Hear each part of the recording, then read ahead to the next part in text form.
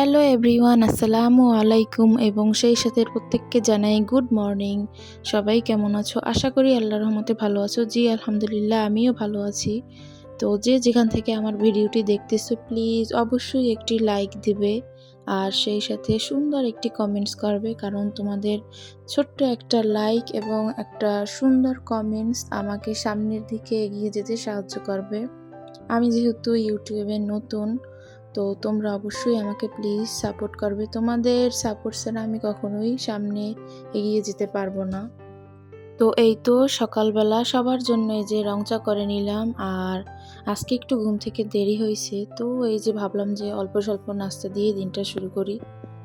তো যেহেতু 10টা বেজে গেছিলো, তাই আমি সোজা একদম ভাত বসাতে চলে আসছি। তাই আমি প্রথমে এই যে চালগুলো ধুয়ে নেব এবং ধুয়ে এটাকে একদম রাইস কুকারে দিয়ে দেব। আমাদের বাসায় যেহেতু সদস্য সংখ্যা কম, তাই আমাদেরকে আসলে চুলায় যাওয়ার কোনোই দরকার নেই। এই যে রাইস কুকারে ভাত বসিয়ে দিলেই আমাদের জন্য যথেষ্ট। তো এরপরে এই যে কাটাকুটি করার জন্য পেঁয়াজ আর আলু আমি সুন্দর করে ছিলে নিছি। তো এরপর এগুলোকে আমি খুব সুন্দর করে কেটে নেব। আর আমার কাছে এরকম কাটাকুটি করতে কিংবা রান্না করতে খুবই ভালো লাগে। আর সব কিছুই আমি পরিষ্কার এবং পরিচ্ছন্নতাভাবেই সব কিছু করে থাকি। বিশেষ করে আমি আমার রান্নাঘরটাকে সবসময় পরিপাটি রাখার চেষ্টা করি। কারণ রান্নাঘরটা যদি আমি নোংরা দেখি, তাহলে আমার খুবই মনের মধ্যে অশান্তি লাগে আর রান্না করতেও কেমন জানি ভালো লাগে না। সেটা যতই ভালো রান্না হোক না কেন। আর রান্নাঘর যদি সুন্দর বা পরিপাটি থাকে, তখন দেখা যায় যে আলু ভর্তা, ডাল রান্না করলেও তাতেও মনে খুব শান্তি লাগে। তো এই তো আমি এখানে আলুগুলো কেটে নিলাম, আর আজকে রান্না করব মাছ আর সেই সাথে একটু গরুর গোশত। তো সেই জন্য এই যে গরুর গোশতের জন্য আলুগুলো কেটে নিলাম, আর সেই সাথে এই যে এইখানে কিছু পেঁয়াজ কুচি কেটে নিলাম রান্না করার জন্য।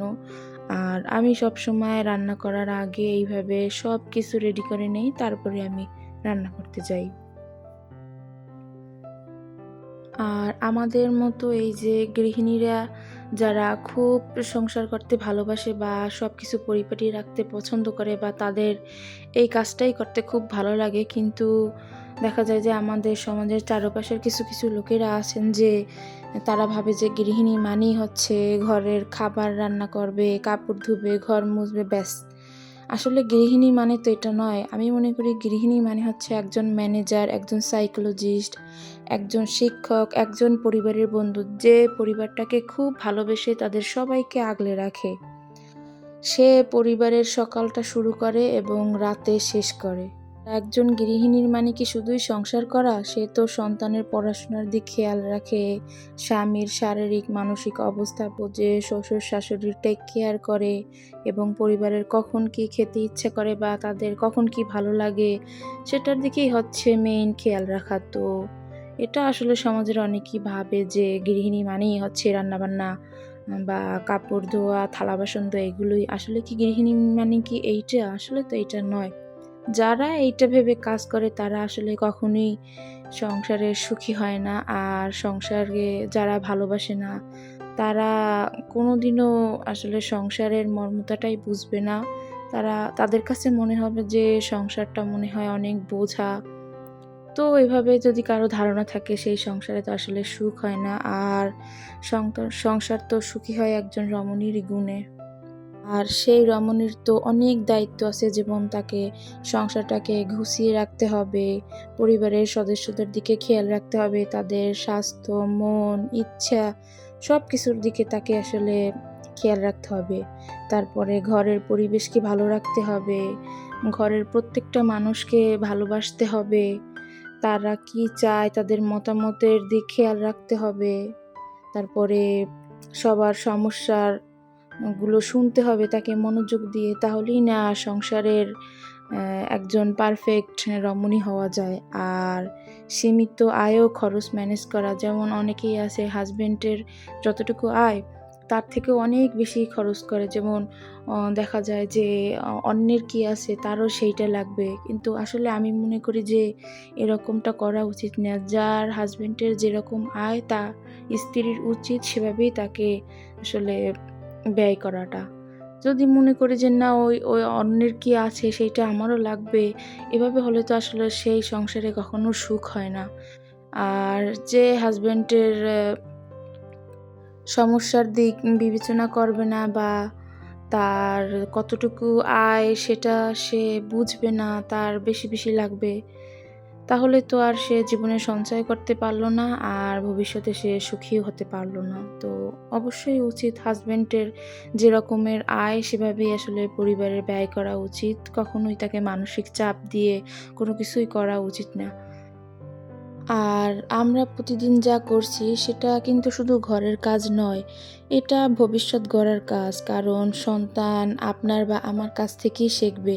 তারাও ভবিষ্যতে এরকম কিছু করার চেষ্টা করবে। আমাদের দিক থেকে যদি কোনো কিছু খারাপ পায় তাহলে তো তারা সেই খারাপ মাইন্ডেডই হবে। সন্তান যেভাবে আমাদের কাছ থেকে শেখে তেমনি স্বামীও কিন্তু আমার বা আপনার শান্তি থেকেই প্রশান্তি খোঁজে। তো নিজেকে আসলে কখনোই ছোট ভাববেন না। গৃহিণী মানেই হচ্ছে সংসারের একজন সিইও। কিন্তু তারা অনেকেই মনে করে যে গৃহিণী হচ্ছে গিয়ে সবথেকে খারাপ একটা ব্যাপার। তো এইটা আসলে যারা মনে পোষণ করে রাখে তারা দেখা যায় যে সংসার লাইফে কখনোই সুখী হয় না বা হাসব্যান্ডের মন পায় না। শ্বশুরবাড়িতে তারা সবসময় একদম অযত্নে অবহেলায় থাকে। আর সবথেকে বড় কথা হচ্ছে যে আমাদের নিজের প্রতি যদি বিশ্বাস না থাকে তাহলে কিন্তু কখনোই সংসার সুখের হবে না।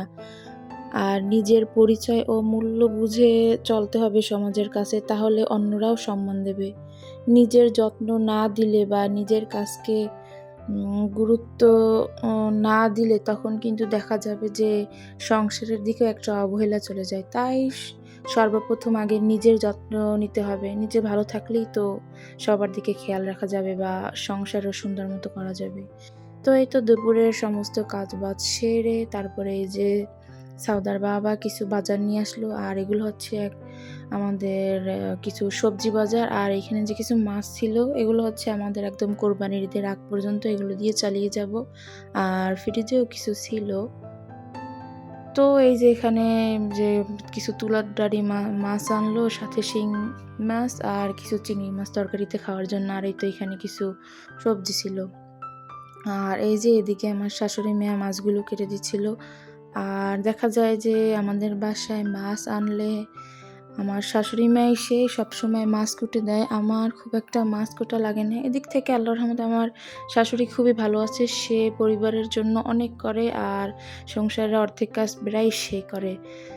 করে বলতে দুজনে মিলিয়ে গুছিয়ে করি। আর এভাবে করলে তো আসলে কোনো সংসারী শাশুড়ি বা তার ছেলের বউ কখনোই অশান্তি লাগতে পারে না, যদি দুজন দুজনকে বুঝে।